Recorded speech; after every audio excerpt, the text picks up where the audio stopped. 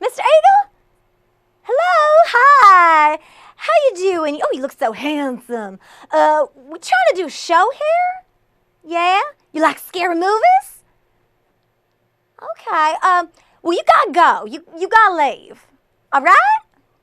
No, you're not gonna do that? All right, well, Butch, get rid of this eagle! Yeah. So, y'all might have noticed this eagle here. He's taken over, and he's taking refuge. We can't do nothing about it because all these animal rights activists said that he's endangered. So, get rid of him would be like some sort of hate crime or something. Anyway, he interrupted our Kickstarter campaign that we're doing over here at the Stream Garage. We're raising money for the studio so we can put on even more fabulous shows for you. But this eagle, let me tell you about him. If you want to watch him, we're going to have an eagle cam. It's streaminggarage.com/live. So check it out. He's going to be here a while. How about that? But we can't have him here because we're doing a show. So, Butch, get rid of that eagle yet?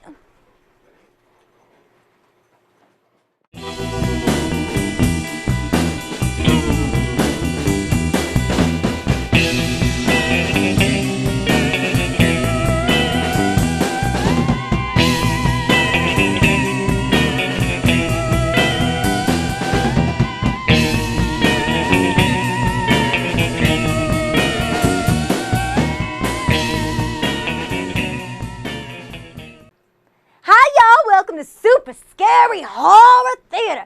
I am your hostess, Miss Dementia, and this here's my manservant, Butch. Butch, say hi to the people.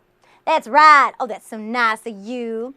Anyway, we watch all sorts of scary movies here at Super Scary Horror Theater, and we like to have fun with them. So, tonight's movie is from 1959. It stars Vincent Price. It's called The Tingler. Ooh, that sounds spooky. It was produced by Mr. William Castle. He kind of looks like the dad from Frasier. Anyway, it was all sorts of filmed in Perceptovision, which means that in the movie theater they put little buzzers under their butts so that at certain times of the movie, they got zapped. Woo! Isn't that fun? I also wanted to tell y'all, you probably noticed the eagle earlier. Let me tell you all about him. We got a Kickstarter campaign here at the Stream Garage going on to raise funds for the studio so we can keep on making fabulous shows for y'all. And so the eagle, he kind of, well, he's here to stay. We do have an eagle cam up, and you can check out our Kickstarter campaign, Kickstarter with Streaming Garage. So, you should give, you can win all sorts of fabulous prizes, lots of them, including little on me.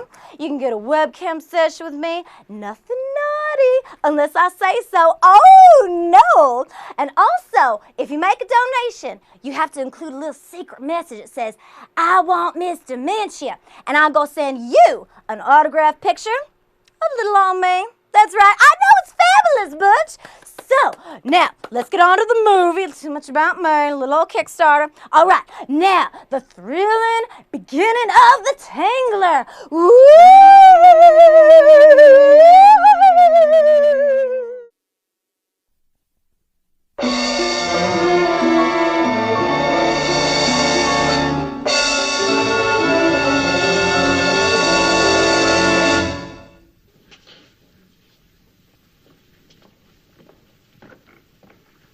I am William Castle, the director of the motion picture you're about to see. I feel obligated to warn you that some of the sensations, some of the physical reactions which the actors on the screen will feel will also be experienced for the first time in motion picture history by certain members of this audience. I say certain members because, well, some people are more sensitive to these mysterious electronic impulses than others. These unfortunate, sensitive people will at times feel a strange, tingling sensation. Others will feel it less strongly. But don't be alarmed, you can protect yourself. At any time you are conscious of a tingling sensation, you may obtain immediate relief by screaming. Don't be embarrassed about opening your mouth and letting rip with all you've got, because the person in the seat right next to you will probably be screaming too. And remember this, a scream at the right time may save your life.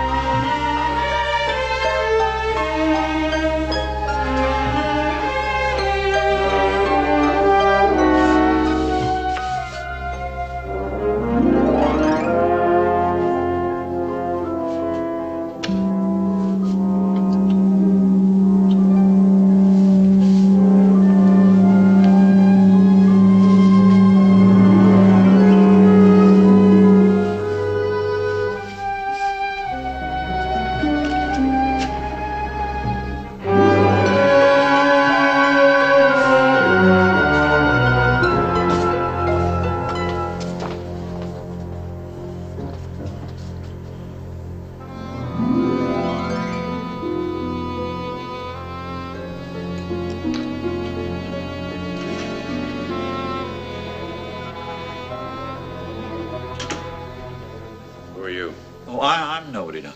Look, unless you got business I here, won't bother you. I won't get in your way. you got to have a pass to come in here. Oh. Well, let's do. I'm sorry. I didn't know it was a relative.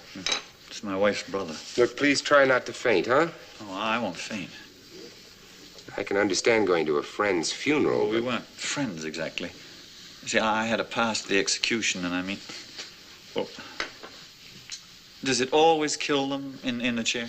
Well, I've never heard of it failing. Well, in the chair, does it hurt them? Not if it's done properly. At least I don't think so. Even a slight shock hurts.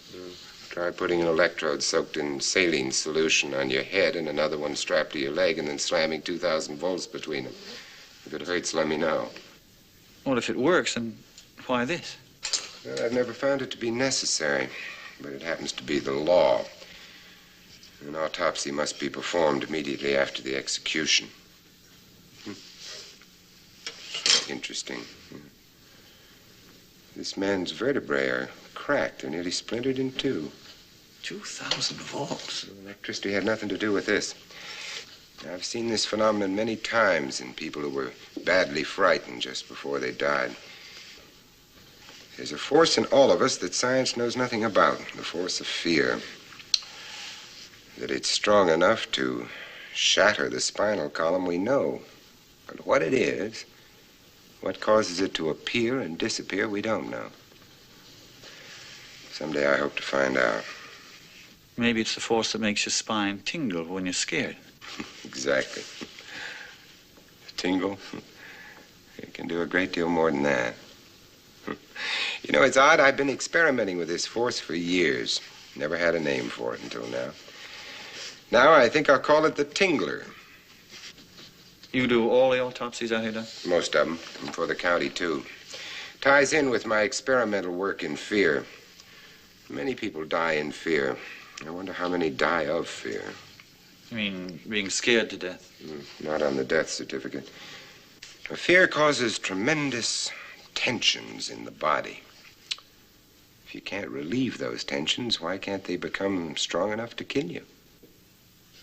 Never thought of it that way. I've thought of little else for some years now. That man's vertebrae are cracked. Sensation of fear alone can't have done that. Something real and powerful broke those bones. Yep. But on the death certificate, I'll write down that death was caused by heart failure due to electrically induced shock. Well, I guess he deserved it. Killing those two women in cold blood like that. What? Oh, yes, he killed these two women and lived right down the street from where I live. Looked for a while there, though, that they couldn't even find a clue, but they did.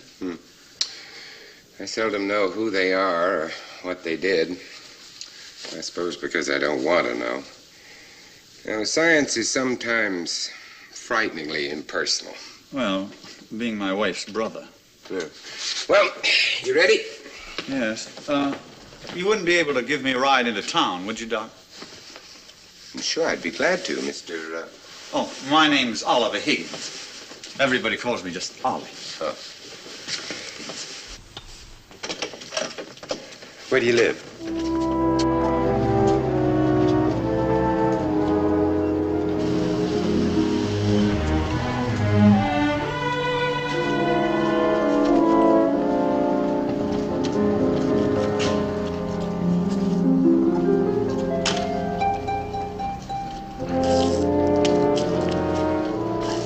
Many theaters like this left. You'd be surprised, though, how many people come to see these old pictures. Not just to make fun, either. Yours? Well, it belongs to my wife. We run it together, though. Would you like to have a beer or a cup of coffee? Oh, coffee'd be fine. Good. Good. I live right up there. I'll check with the wife first.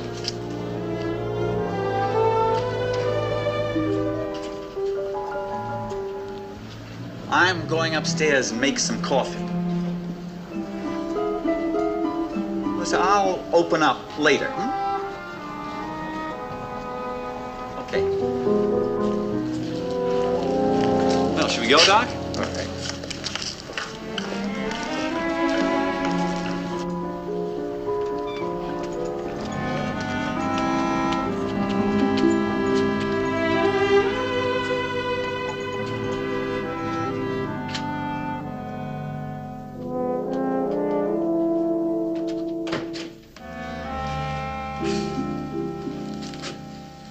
It's kind of old-fashioned, but she likes it this way. You like cream and sugar? No, black, please. Just the two of you run the whole show? Uh-huh. You'd be surprised how much work it takes, though. Just the cleaning up alone. Mopping, sweeping, vacuuming the seats and the runners. Once a week we go over everything. We even do the ceiling. We even do behind the screens and under the seats. I tell you, it takes a lot of work. Yeah, it sounds like it. You know, you ought to come sometime, Doc. Some of these old silents are just as good as the movies they make nowadays. Even with the sound and the color on the screens a block wide. I'd like to see some of the old Charlie Chaplin films again. Well, we show them once a year. I'll let you know. Oh, well, that's my wife. Never mind, she'll come in here.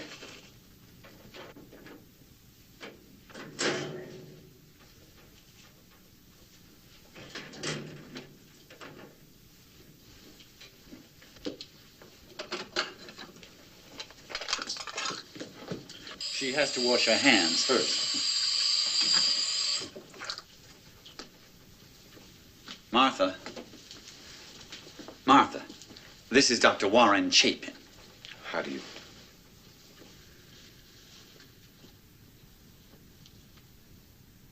Oh, she says she just finished washing her hands.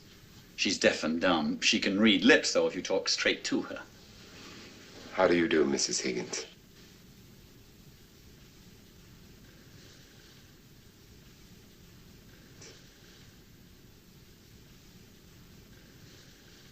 She says to excuse her, but she never shakes hands. People's hands have germs on them, she said. And tell her she's so right. Yeah. She can't make a sound. She can't hear a sound. No vocal cords, huh? None.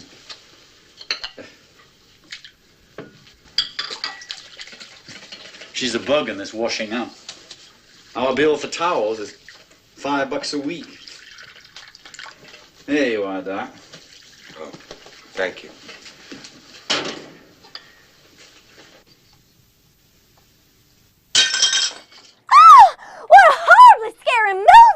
They broke a teacup. Did you see that, Butch? Oh, my goodness, I'm terrified.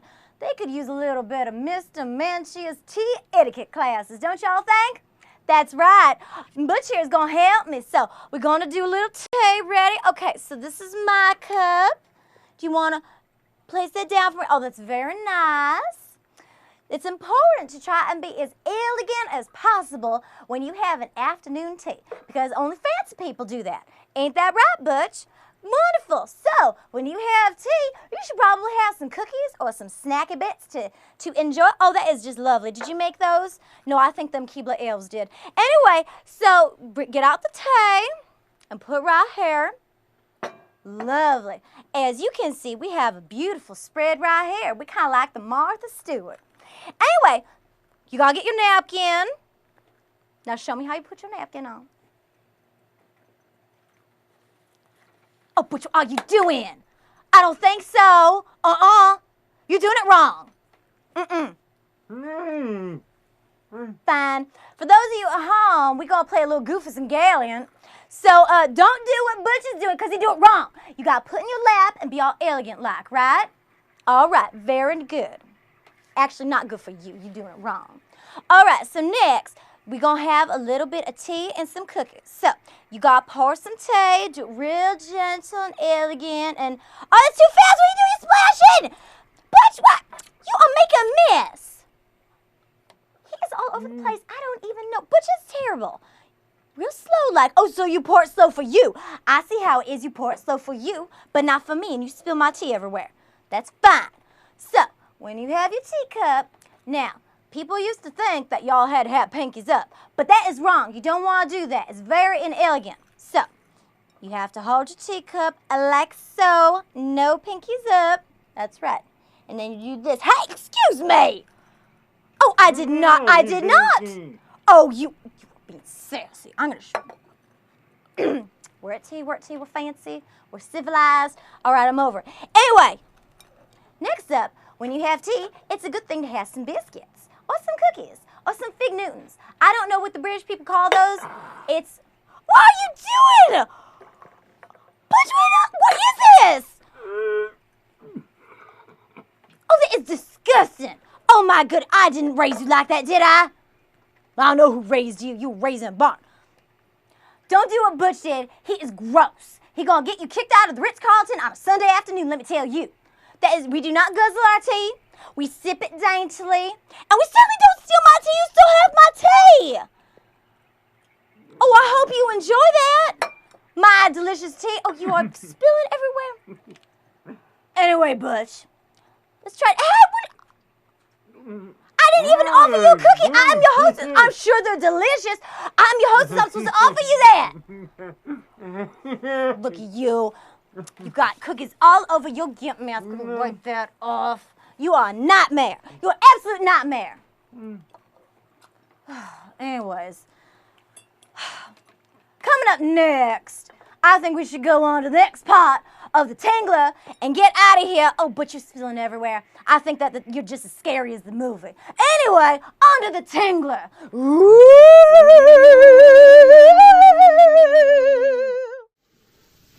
Oh, I'm sorry. That was a clumsy thing to do. It's my fault. Oh, no, it's nothing but a small cut.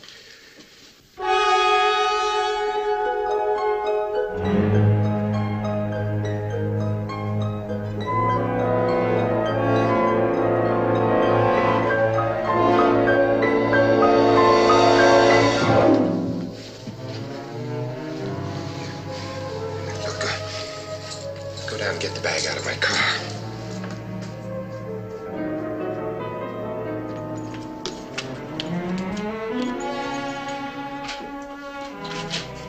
She always does this. One drop of blood, now she goes. Well, it affects some people like that. Did you notice how rigid she became just before she fainted? She always does. It's interesting. Because she has no vocal cords, she can't release her fear tensions vocally as we can, so they continue to mount until at last she can't endure it. So she faints?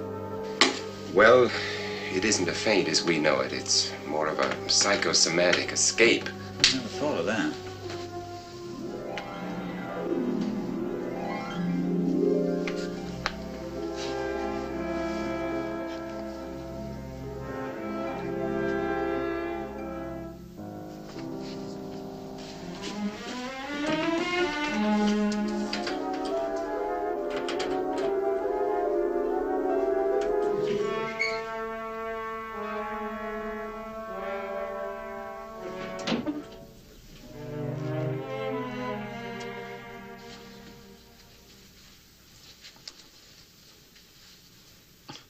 You go downstairs and open up. I'll come downstairs in a minute.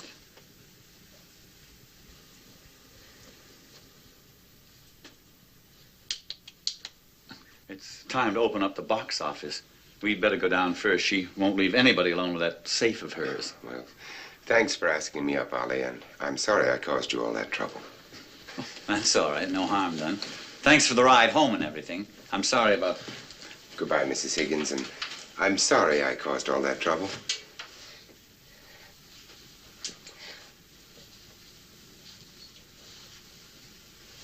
Oh, she says goodbye and she hopes your cut isn't serious. Oh, no, it isn't.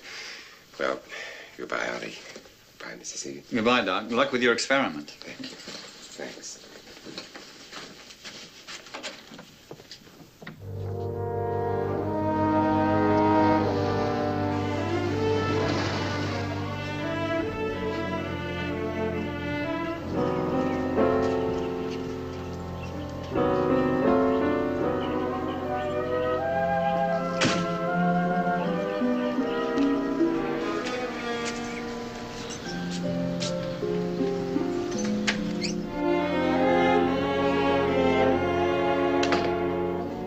Hi, Lizzie. Where's my devoted wife? Where's David? Tell me something, Warren. What happened to all those rules I learned about what every young girl should do? Like, keep her date waiting for at least 10 minutes. And never let him know that she wonders if he's ever going to show at all. It's all my fault. I sometimes like right now, wish he didn't work for you at all.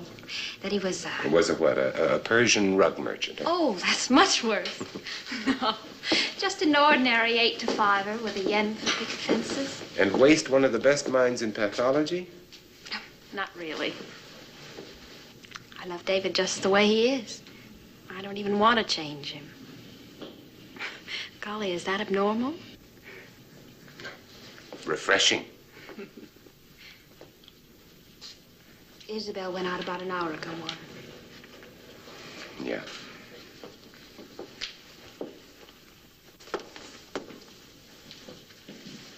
What are we going to do about her, Warren? She's simply ruining her life. Oh, it isn't all her fault, Lucy. A husband who spends all his time in the laboratory and hates cocktails and parties and falls asleep at the opera. She's out almost every night now, Warren. And with men who aren't very nice. I'm ashamed of my sister. Lucy, as soon as David and I have finished this experiment we're on, well, I'll have more time for her. He'll have more for you. Things will be different. Well, I'd wait for Dave forever if I have to. But why do I have to, Warren? Does being someone's guardian give you the right to rule them? You've had another battle with Isabel. Oh, no, the same one. I'm too young, David's too poor, and if I do anything she doesn't approve of, she won't give me my share of the money. I'll talk to her. Well, what good will that do? Who knows? Have you had any dinner? Not yet. Well, I'll fix you something. No, look, I'm not really hungry. Warren, you've got to eat.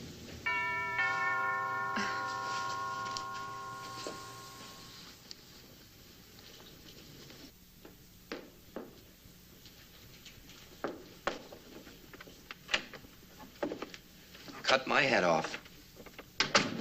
Boil me in oil.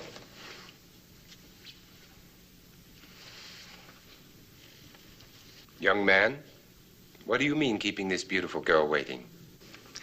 You say go get a cat. You ever chase a cat down a back alley? I'm lucky to be alive. Did you get one? A big black brute. Trouble is, I don't think we can scare him. Well, what are you two up to now? Black cats and dark alleys. Fear has the same effect on all animals. You mean I'm an animal? Better looking than most and can't run as fast. I hope. Well, yeah, I got the prescription for you. Oh, good. You know, from the articles I've read, this is a very interesting drug. So is nitroglycerin. Dave, where is that all for science attitude? I left it in my other suit. Now, please don't fool with that stuff alone, Warren. It can produce pretty weird effects. Hey, speaking of weird effects, I saw an interesting reaction this afternoon. There's this deaf mute. She can't utter a sound, and she has a blood trauma. I cut my hand on a broken saucer, and she went into total shock. I have never seen anyone so terrified or so unable to release her fear tensions. What happened? Well, her husband thinks she faints at the sight of blood, but it isn't a true faint at all. It's much more serious. Her unreleased tensions grow so great that she goes into psychosomatic blackout. What if she didn't? Hey, that's an interesting question. Man, if we could get her in front of a fluoroscope and then show her some blood. Please. We're going to dinner. Oh, yeah, I'm sorry. All right, you kids get out of here. We'll go if you stay out of the lab tonight. That's a deal. Dave, you know, the further we go, the surer I am that what we're looking for is something tangible, real. Anything that can exert such tremendous pressure on the spinal column must be something you can see, touch, hold in your hand. It may exist for only a fraction of a second, but during that fraction, there's something inside every frightened person that's as solid as steel, and probably stronger. Oh, by the way, I think I found a name for it. The Tingler. You like it? The Tingler? Why not? Since we don't know what it is yet, we can't give it a Latin name. The Tingler. It must cover almost the entire backbone. The only way we're ever going to isolate it is to catch someone at the instant of complete terror. Not before, not after. David, you'll be too weak. Weak? From starvation. Well, have fun, and David... I know. Don't keep David out too late because he has a hard day in the laboratory tomorrow. Good night, Warren. Good night.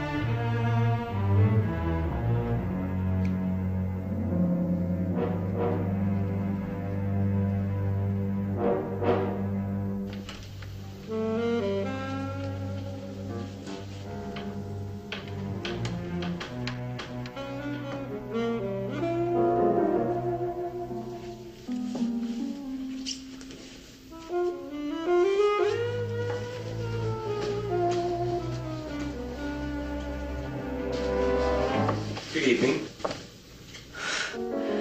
I do wish you wouldn't stand around in the dark. Feet hurt? As a matter of fact, they do. Not from running. That was a charming little scene out there. Yes, wasn't it? Good night. Love in bloom right on the sidewalk. Rather shop-worn, though, isn't it? Don't tell me you've abandoned corpses for peeping out of windows. If there was anything honest about your behavior, I might feel differently, but there isn't. You're just playing the field and vice versa. You know, I think I'll have a nightcap with amateur psychiatry. Jealousy doesn't look well on your tie, dear. There's no jealousy involved. You know, Warren, you've lost contact with living people. Nobody means anything to you anymore, unless they're dead. And you can root around in them with your sharp little knives. There's a word for you. There's several for you. Lucy is very upset, so is Dave, and for that matter, so am I. Good. The only way Dave Morris will marry my sister is over my dead body. Unconventional, but not impossible. They're nice kids. They're in love. They're old enough, and I think wise enough to make a go of a marriage. Nice kids, love. Dave Morris is another you, a scientist who thinks the world is in his laboratory. I'm not going to let my sister sacrifice herself the way I did. You may have to. What do you mean? You suggested a way. I'm tired and I'm sleepy. Good night. Stay awake a little longer. Who knows, the next time you sleep, it may be forever. Is this the hour for melodrama? Depends on your definition. Sit down, let's have a chat, You have nothing to say that I want to hear. Sit down anyway. Go on. Now you won't have so far to go. Now I'd like to make two suggestions. First, leave Lucy and Dave alone. You're a shrewd and evil woman, Isabel, an adept at twisting people's minds. Leave them alone, please. Next, I'd like to suggest that you give Lucy half of all the money you've got. That way, Dave can continue in pathology without the obstacle of having no money. You know, I know a wonderful psychiatrist with a perfectly divine straitjacket. Just your size. Are you forgetting anything? Probably. Probably is the understatement of the year. Now remember this. Everything you've got, I paid for. Your laboratory, all that expensive junk, Dave Morris's wages, your car, this house. And remember this. All I have to do to put you and Dave Morris right into the street is to turn the key. On the goodie box? And where did the goodies come from? My father. Yes. Nice man, too. Pity he died so suddenly. Nonsense. I had nothing to do with my father's death, and you know it. Would you like me to prove it isn't nonsense? You can't prove anything, because there's nothing to prove. But you wouldn't like me to try, would you? And you should remember this, too, darling. Organic poisons are like old soldiers. They never die. They just lie smoldering in the grave. And I'm not bad at autopsies either.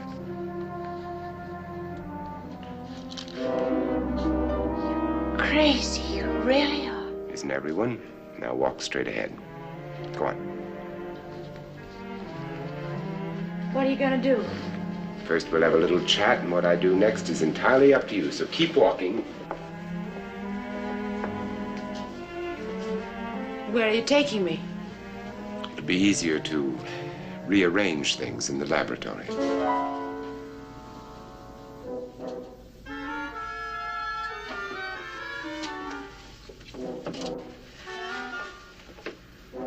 You should come in here more often, dear.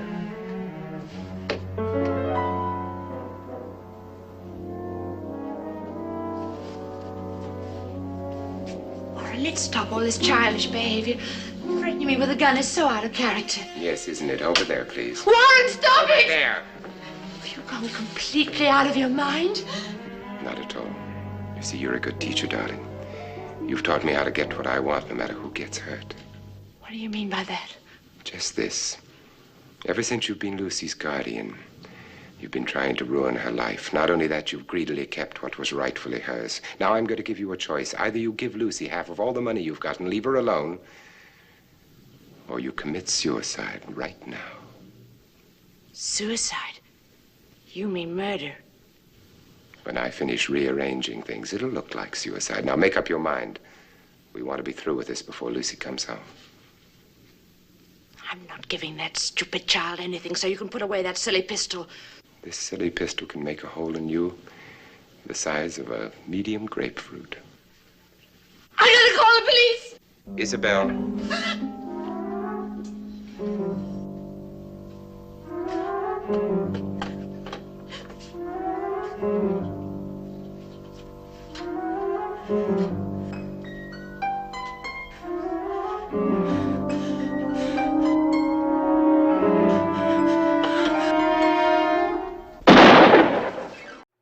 Yay! Woo!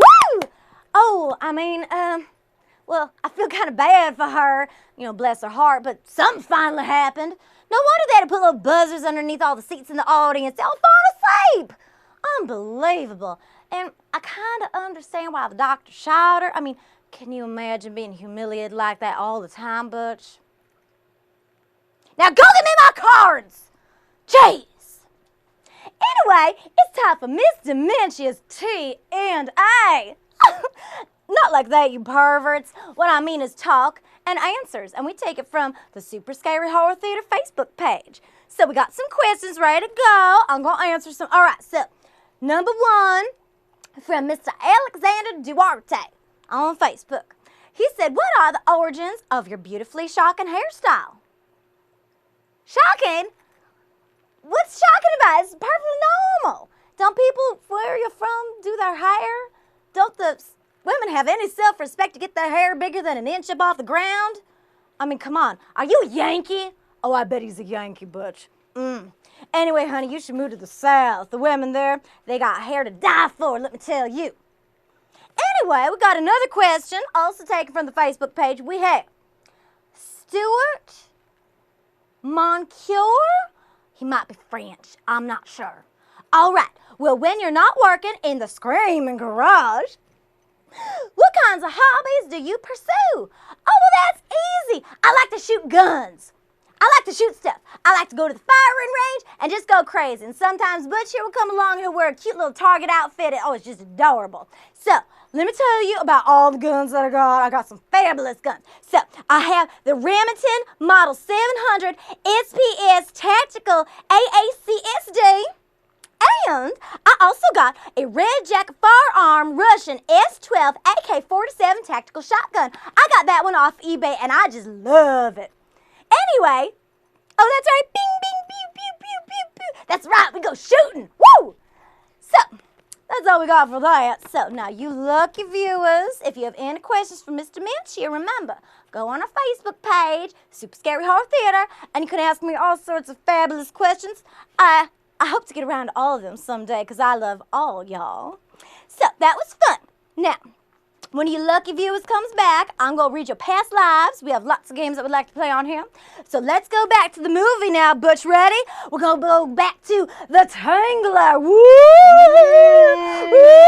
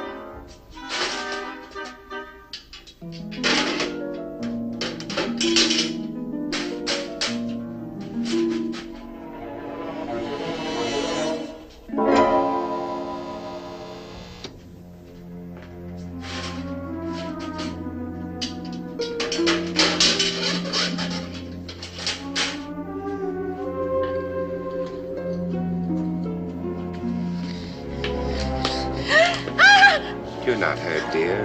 It was just a blank cartridge. But thanks for helping with the experiment. You played your part excellently. I see. Sharing in your husband's work and all that, you know. Kitty?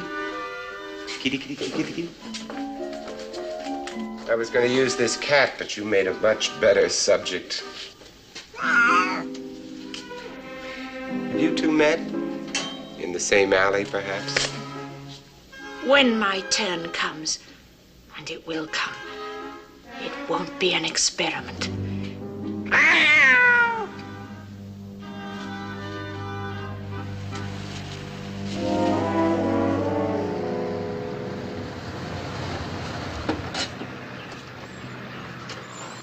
Howdy, boss. Come on, I've got something to show you. Wait a minute, I brought a dog. A dog? What for? You say get a cat, I got a cat. Remember? You say get a dog, I get a dog. We don't need him. Pay for effort. You know, I wouldn't be surprised if in a fair fight that cat had whipped this dog. What do you want to show me? You've never seen anything like this, Dave.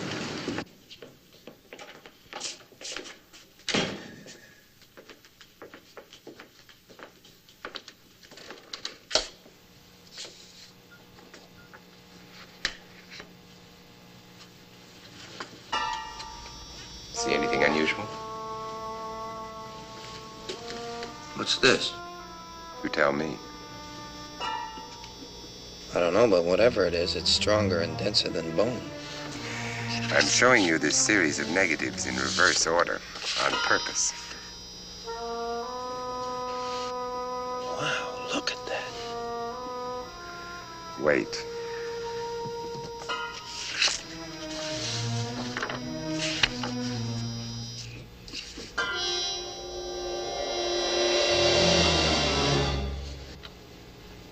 Tingler. It must be. Of course, until we get a specimen of it, we can't be sure. I can't see any bone structure. So it must be some sort of solid matter. That's what I thought. How'd you get this picture? Who is it? Doesn't matter how or who, Dave. Isabel? I said it doesn't matter. I'm sorry, Warren. That's all right.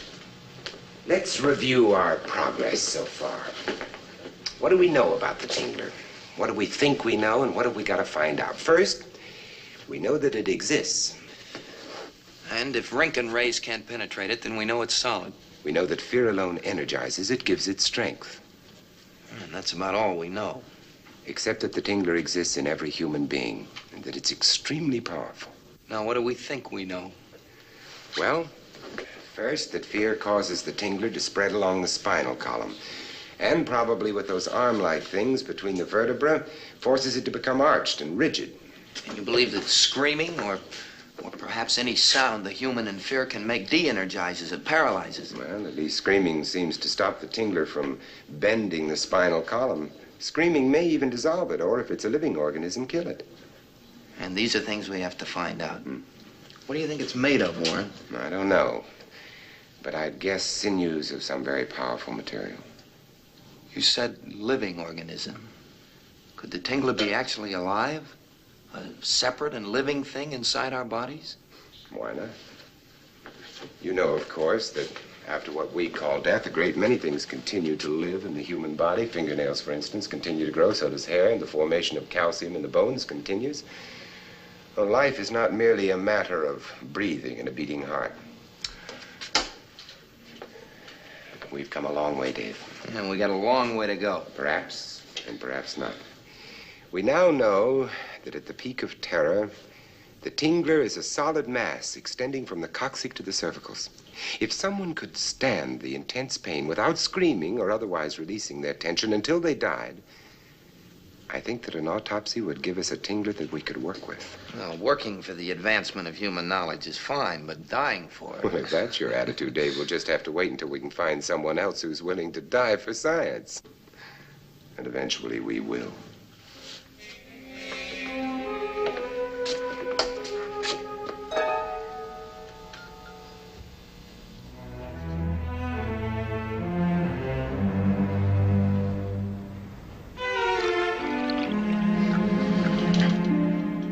Worry, David.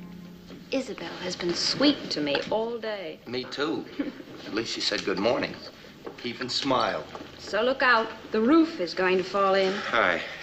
Oh, coffee, Warren? No, thanks. You know, I've been thinking. Yeah, as a matter of fact, I'd love a cup of coffee. Thank you. So? I've been trying to frighten myself, but nothing works. It isn't that I'm too intelligent, just too grown up. Kids can scare themselves by lying in the dark and making ghosts out of chairs, but we can't. The only way I can frighten myself is to make it real. Jump out of a window, get run over by a car, go out and drown. After those x-rays, we know the tingler exists. Why do you have to scare yourself, Warren? Well, I want to personally sense the power of the tingler in a genuine fear situation. In a controlled experiment with my own fear, perhaps I can find out all the things we have to know. Only nothing scares me. Boo! Exactly. Boo. Well, back to the salt mines. Why don't you take the night off? Go to a movie, you and Lucy. I'll be in later. No, I mean it. Take the night off. Okay, boss, the night off. Night.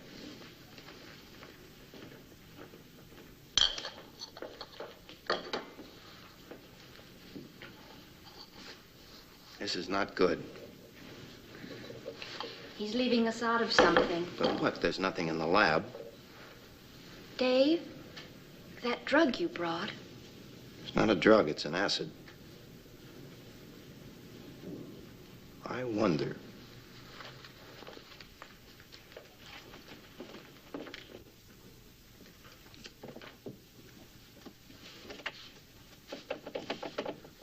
Locked. Well, he never did that before. Can you see anything? He's locking the other door.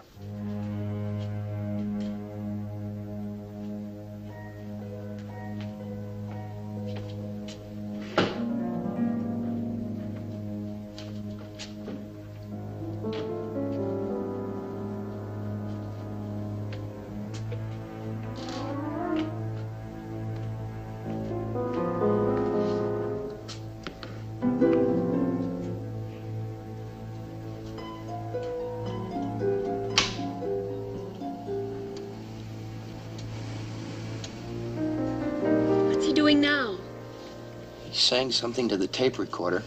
Average injection, 50 micromilligrams. 50. I'm making it 100 micromilligrams in solution.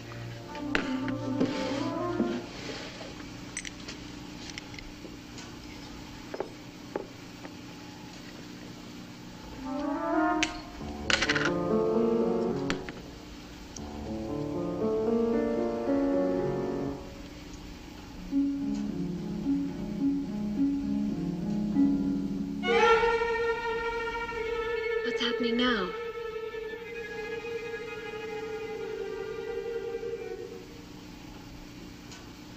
Lucy Warren wanted to do this. Let's hope he's accomplishing something important. Oh, what's he doing now?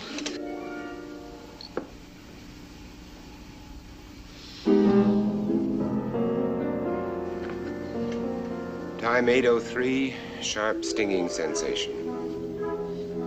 Now he's sitting down. Is he all right? As far as I can tell.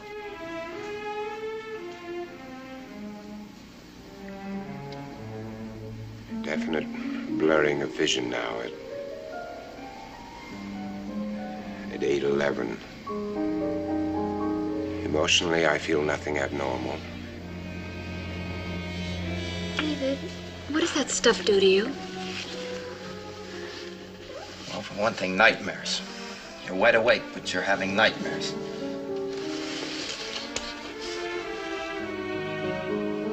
Blurring of vision has been replaced by distinct rocking and tilting sensation. I don't seem to be tilting, but the room is, from side to side. Time 8:13. Emotionally, I begin to feel somewhat apprehensive. Probably normal, however.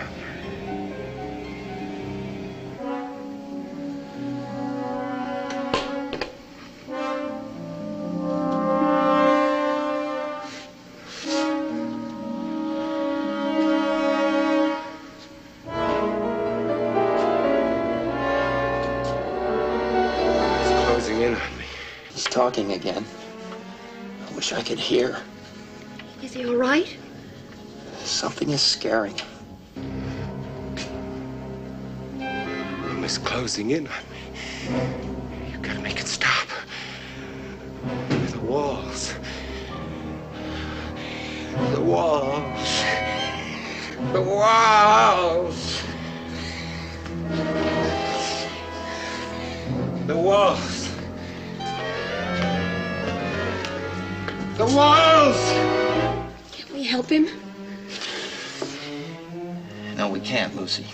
Oh, break the door, break the lock. He may be suffering, David. That drug may be hurting him. He's only suffering in his mind. Nothing is hurting him. But it may hurt his mind. Lucy, there's nothing we can do to help him now.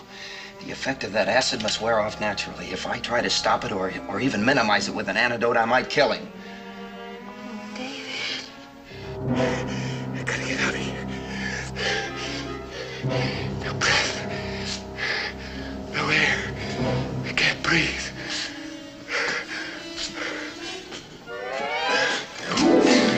The window. It won't open. It's locked. Barred. Somebody's gonna help me. Somebody's gonna help me.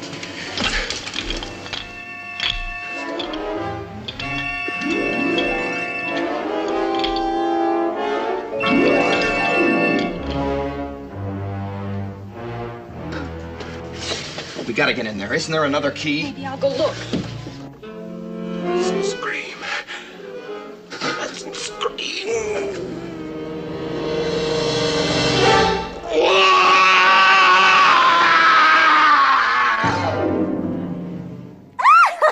LSD, don't take the brown acid. Oh!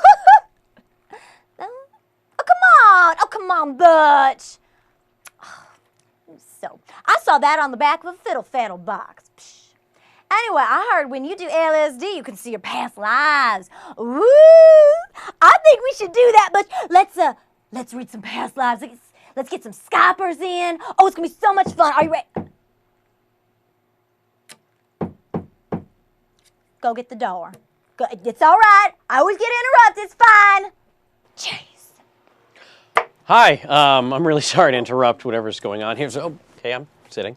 But my car broke down outside, and I guess my phone isn't working, and my OnStar broke, and I was already wearing a mic. So I just thought I'd come in and say hi. Well, how about See that? if you could help me. It is so fortuitous that you are here, because I can do a service for you. I'm going to read your past lives. Oh, yes. I'd really prefer a tow truck. Nope, we don't have any of those. So I'm going to read your past lives where I got channel the spirits of the universe, all right? Okay, your first past life, you were an American soldier fighting the Nazis, but I only see you in the beginning of the war.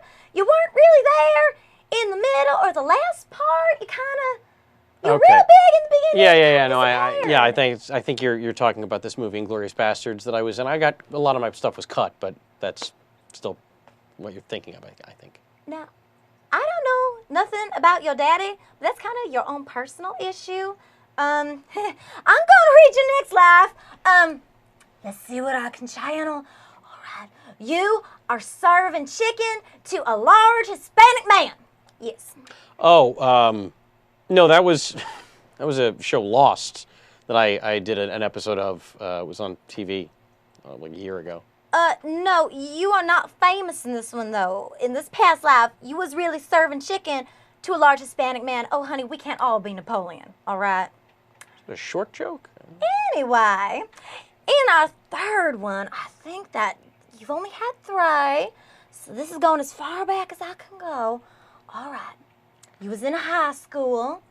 Oh, Yeah, you was okay. in high Yeah, school. no, I beat you to it. It's a show I was on called Freaks and Geeks. It was on like 10 years ago. Actually, that's not the right show. The show I was thinking of was That's So Raven. I know who you are. You're Sam Levine from my favorite show ever, That's So Raven. Oh my God, I knew it was you. I was trying to play it cool because you're my favorite. Oh, you are so funny, Sam Levine. I just love you on That's So Raven. Oh, can I have your autograph, please? Can I use your phone and call a tow truck? Absolutely not. Please, can I have your autograph, Mr. Levine? Yeah. Oh, you're so funny. You're though. a really sweet, strange lady. I gotta go. Wait a second. Did you get to the Streaming Garage Kickstarter campaign, Sam Levine? I give once a year on September 31st. But can I give you my headshot? Butch, bring him back. And now back to the Tingler. Yeah, we're back to the Tingler now.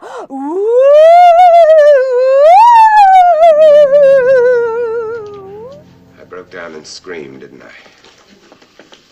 I couldn't help it, Dave. Things were pretty foggy, but I remember thinking that I mustn't scream. But the pain and the fear were so great. I don't think anybody could keep from screaming if they were really terrified. Unless what? just an idle idea. Well, I better be on my way. Good night, kids. Unless what, Dave? Suppose a person could not possibly scream. Well, everybody can scream. A deaf mute can't scream.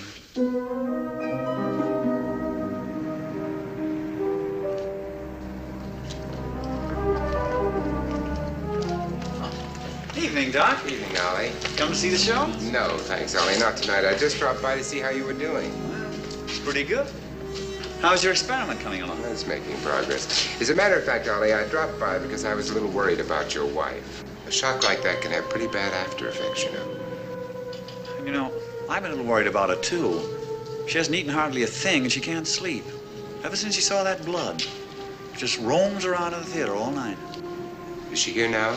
Well, she's upstairs. She won't even attend the box office anymore. Well, why don't I just run up and have a look at her? Maybe just a simple case of nerves. Would you? Yeah, I'd appreciate it. What drugstore do you use? Oh, the cut rate around the corner.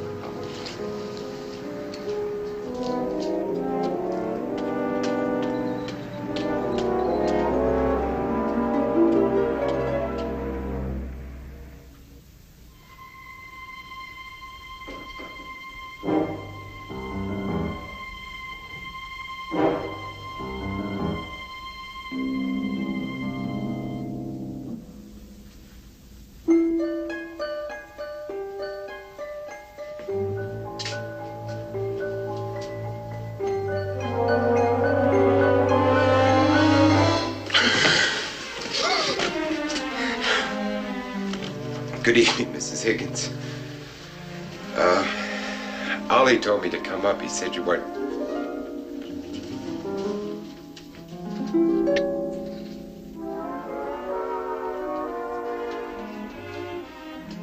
Ollie told me to come up and see you. He said you weren't feeling well. Would you like me to check you over?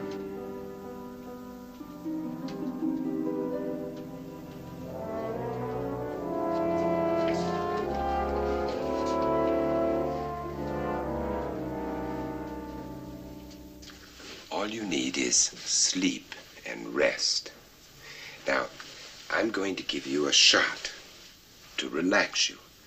And then I'm going to give Ollie a prescription for some barbiturates. Sleeping pills. They won't hurt you. All right?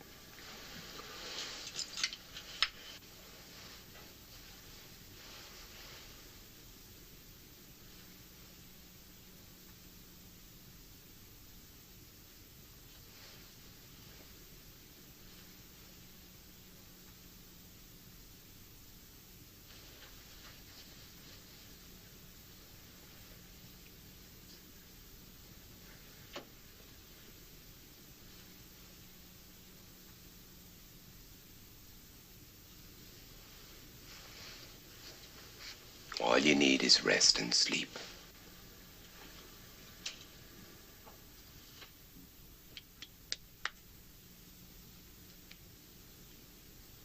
How much? Oh, well, what do you say about a couple of passes for your theater? Now, you just go to sleep, and you'll be as fit as a fiddle. Lie down.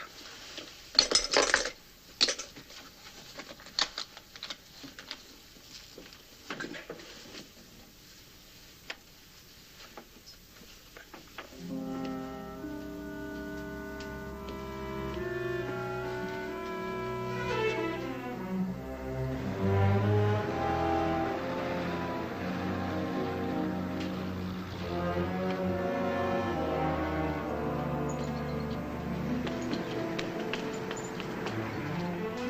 Ollie. How is she now? Well, it's just nerves.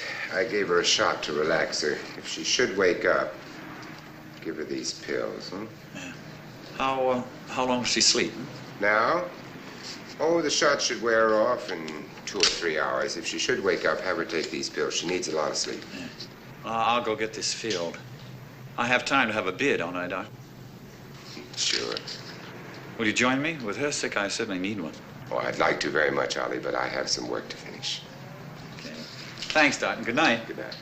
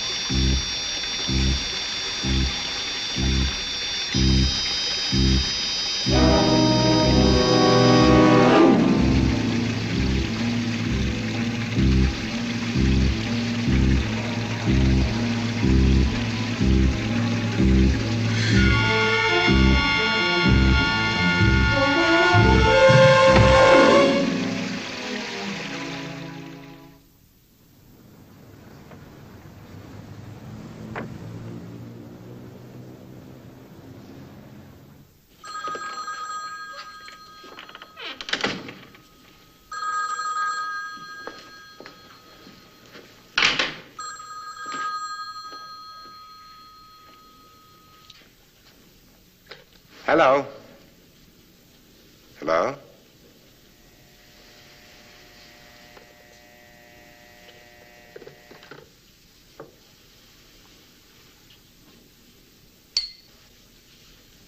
Home so soon? Did you hear what the little husband said to the big wife? Is this another one of your oblique jokes? He said, why does the back door slam every time I come in the front door? Because he was a jealous little husband? Nothing like a good two-fisted drinker, eh? Are you sure I didn't mix them for you, dear? You look tired.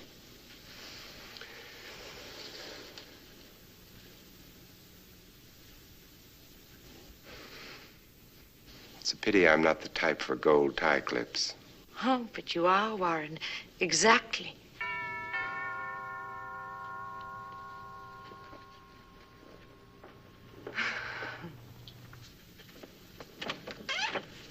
Doc, my wife. I'm sorry, I know it's late, but my wife. All right, Ollie, now take it easy. What's the trouble? She's sick, maybe dead by now. It's terrible. I'll get my bag. No, I brought her here because you treated her. You gave her that shot. I tried to phone you. Well, let's bring her around to the lab door. Just a couple of beers, and when I got home, there she was. You suppose... Well, it couldn't have been that shot you gave her, could it, Doc? Well, hardly. I found her lying on the bathroom floor. At first, she was so cold, I thought she was dead, but then when I picked her up, she moved.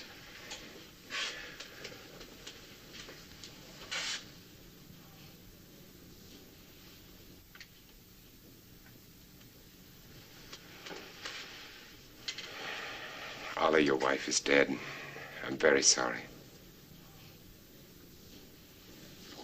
Well, I guess I wasn't much of a husband to her now.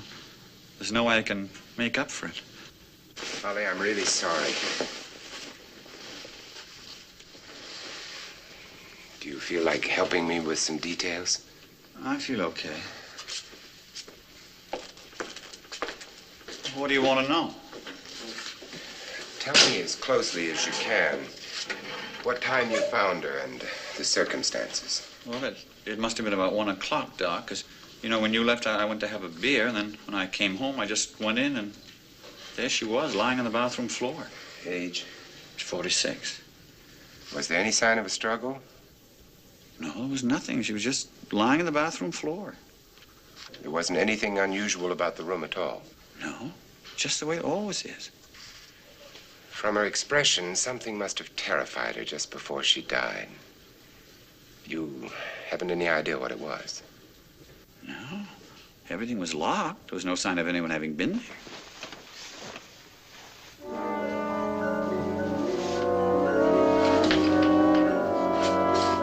My God, she's alive.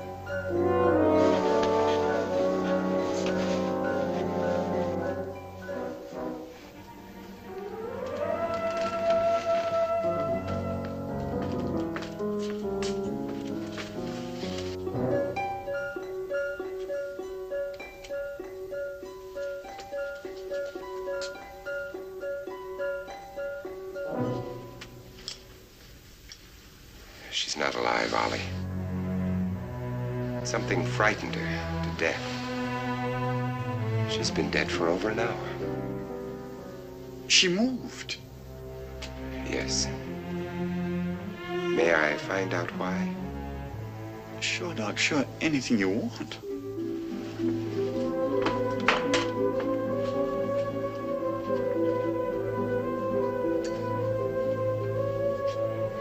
Ollie, why don't you just sit over there?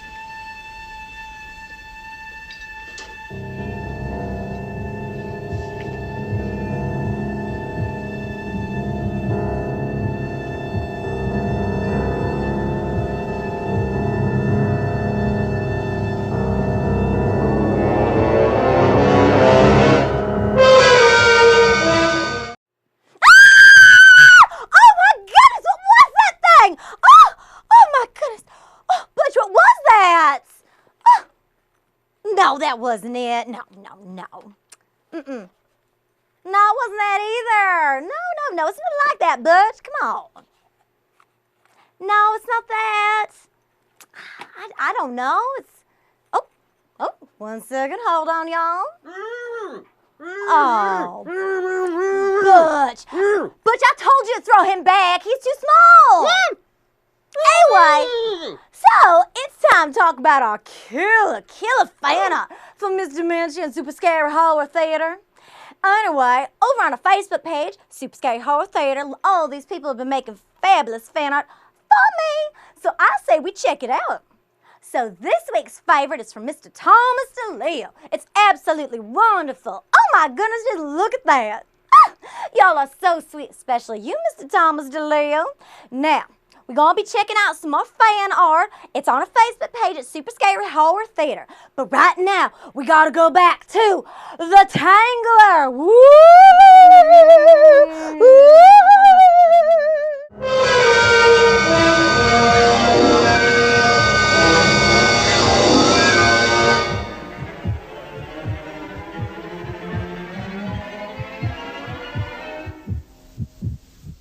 Holly.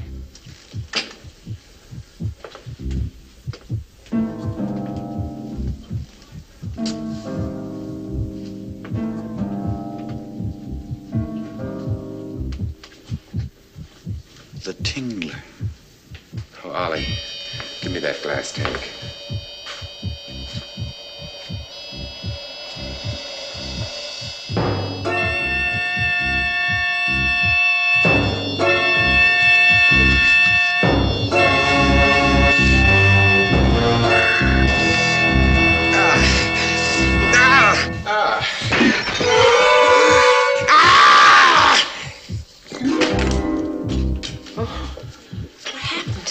It attacked him.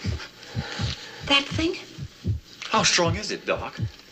Strong enough to kill a man easily and quickly.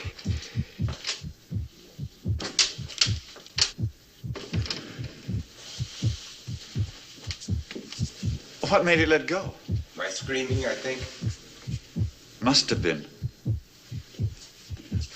Your wife is... She's dead. Oh. Are you badly hurt, Warren? Good night. I'm sorry about your wife.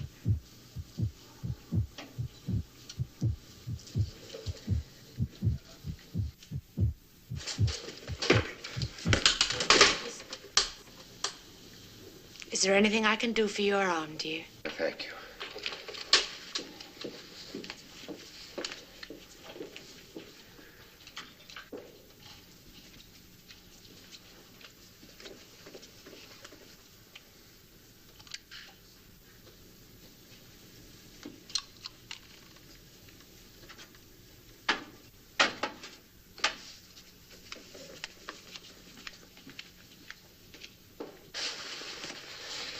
Thank you, Ollie.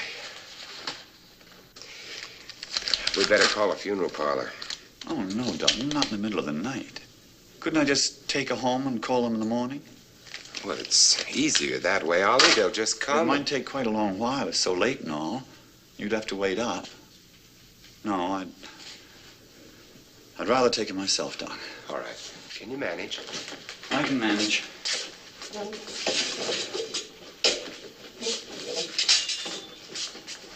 Ollie, you better notify the police right away, too. I will.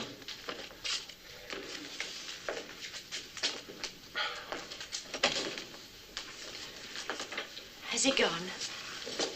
Yes. This is very important to you, isn't it, Warren? Yes, very. Worked so long to find it. Let's celebrate, shall we? Let's celebrate finding the Tingler. And me. You? Yes. I've been a bad and foolish wife, Warren.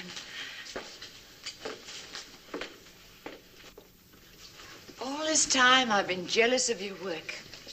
How silly can you get? Scotch? Oh, yes, I think so. Thanks. Here you are. I'd rather have the other glass, darling. Why? More booze. They're both exactly the same. Warren, you're so amusing. And so trusting.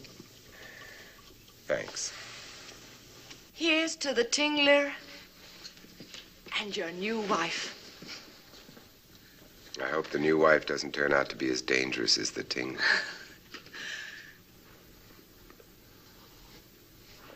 One thing that's so nice about you, Warren, I can always count on you.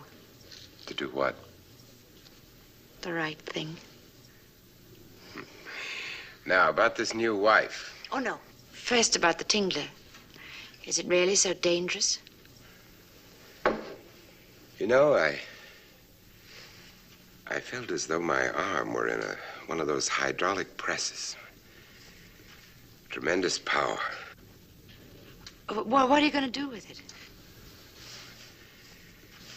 Well, probably for my old wife.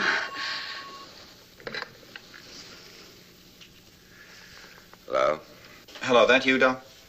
This is Ollie. I just called to let you know that everything's all right. Oh, Ollie, you really didn't have to bother.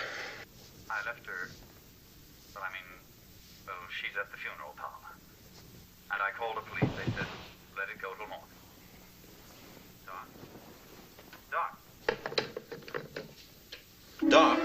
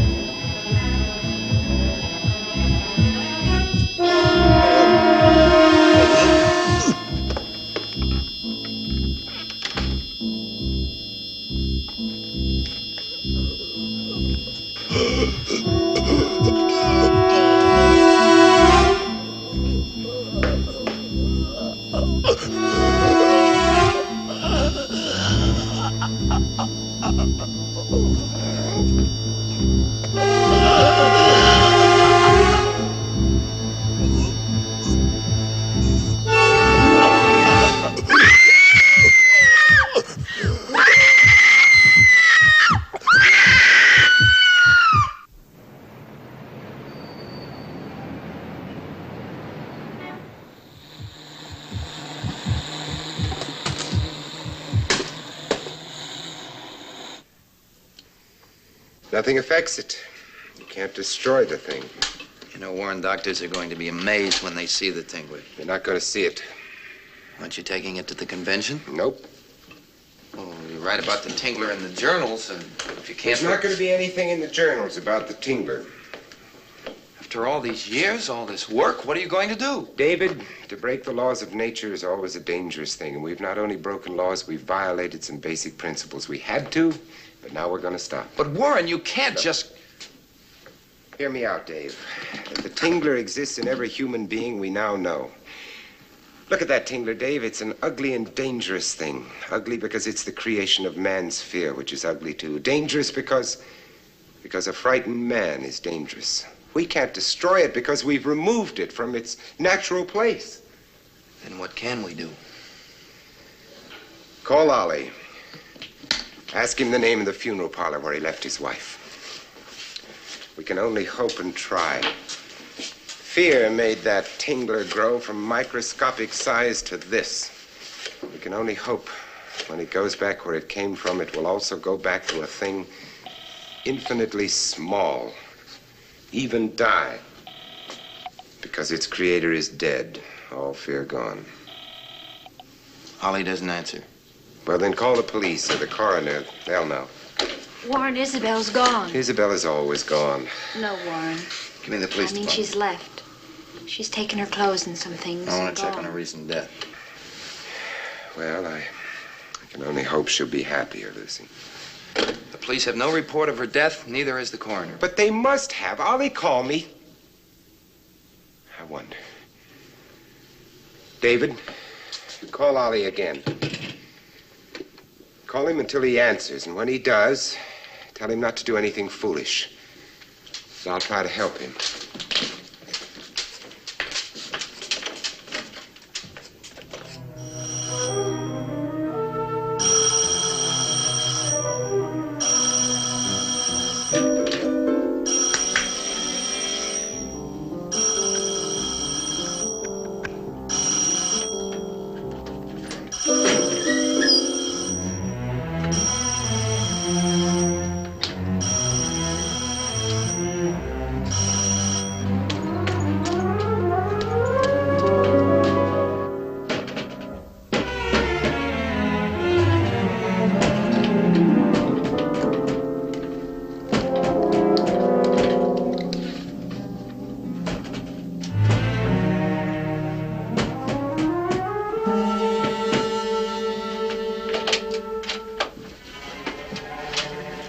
What did you do with her? Well, I took her to the funeral home. Like I told you on the phone, Doc, but you hung up on me. Where is she? I keep telling you, Doc. What's in there? Just my things. I'm moving out. It's too gloomy here. It's just my things. I didn't...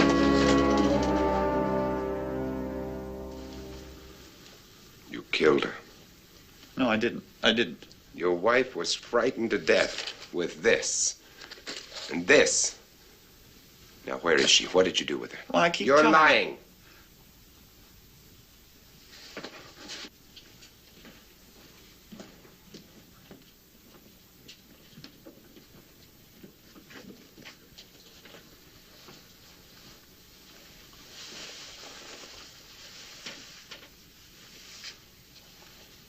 You don't know how it was with her, Doc. She would have killed me if she could have. She tried to lots of times. You don't know how it was. I know exactly how it was, Ollie.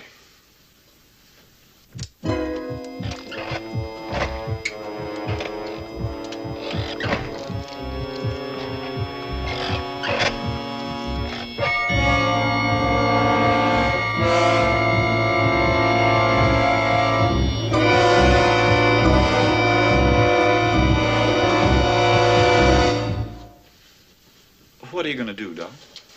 First, I'm going to put the Tingler back where it came from, so that if it can die, it will. Then I'm going to call the police.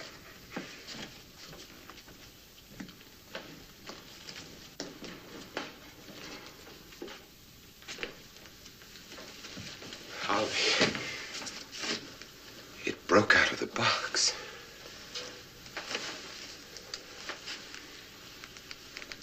What's that? It's just a loose board. I've been meaning to fix it. What's below this? The theater. The theater. Ollie, do you... The Tingler is in the theater. I warned the audience. No. No, you'd start a panic. We've got to be quiet and careful. But we've got to find it.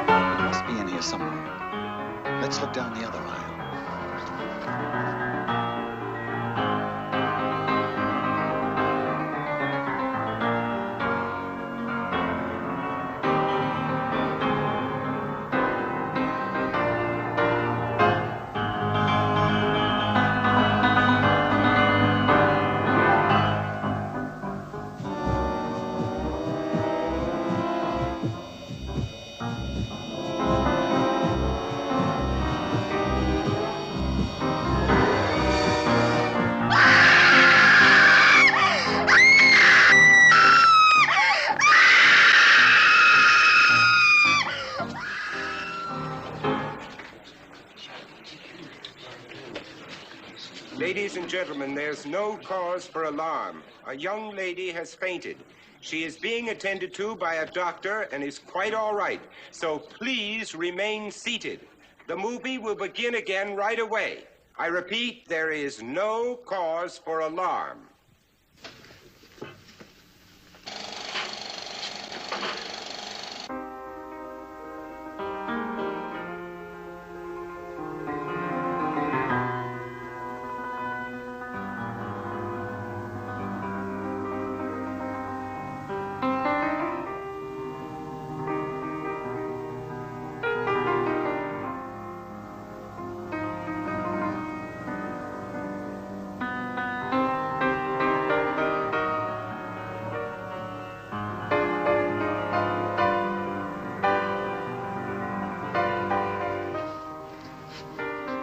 About here.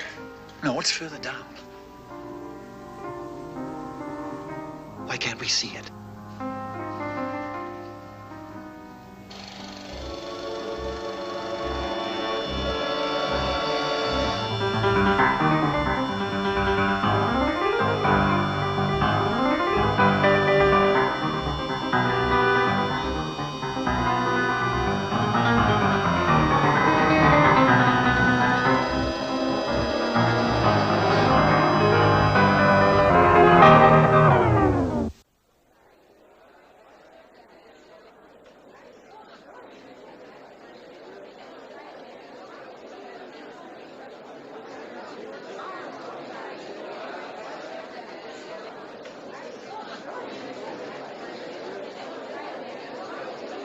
Ladies and gentlemen, please do not panic, but scream.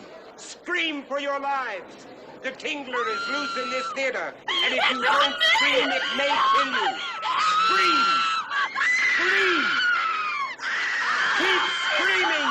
Scream for your lives! It's here! It's over here! Help! Help! Look out, it's under the seat! Ladies and look out, it's gentlemen, under the seat! the Tingler has been paralyzed by your screaming. There is no more danger. We will now resume the showing of the movie. The projection booth, quick.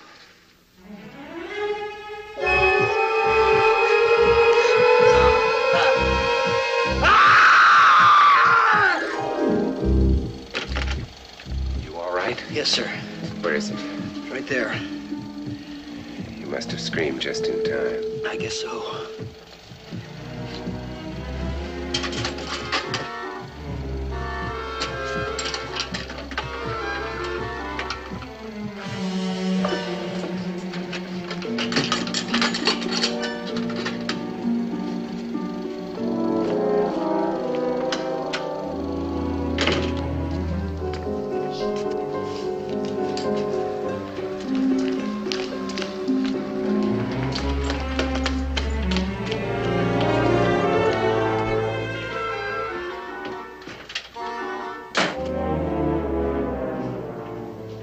All right, Ollie, no more stalling.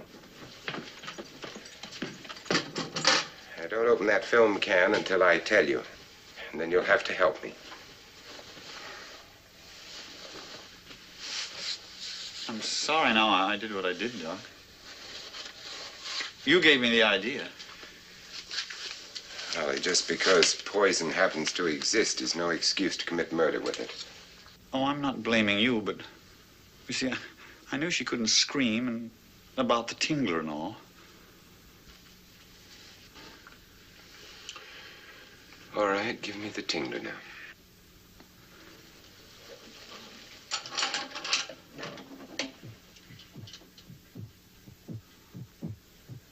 Come on, Ollie, give it to me.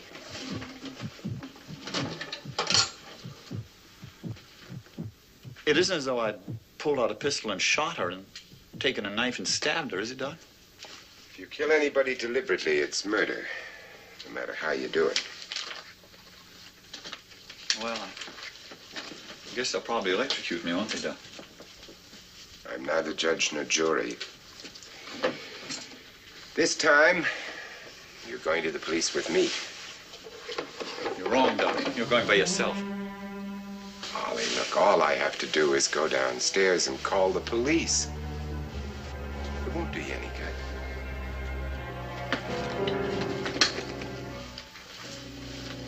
Bye, Ollie.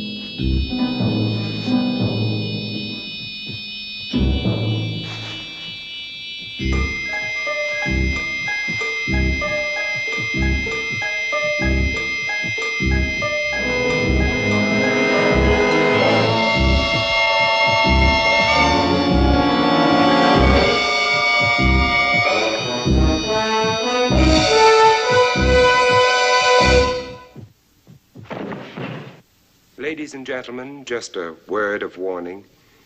If any of you are not convinced that you have a Tingler of your own, the next time you're frightened in the dark, don't scream.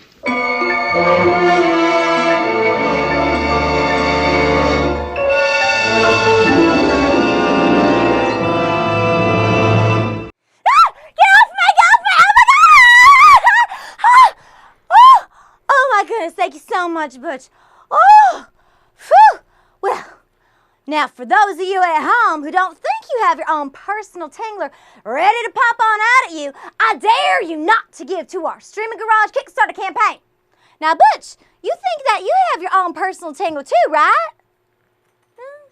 Okay, well, you know, some of us do, some of us don't. Well, I just... Why are you dancing, Butch? It's not time to dance yet. Fine. Now, y'all should tune in for the next episode of Super Scary Horror Theater. Woo!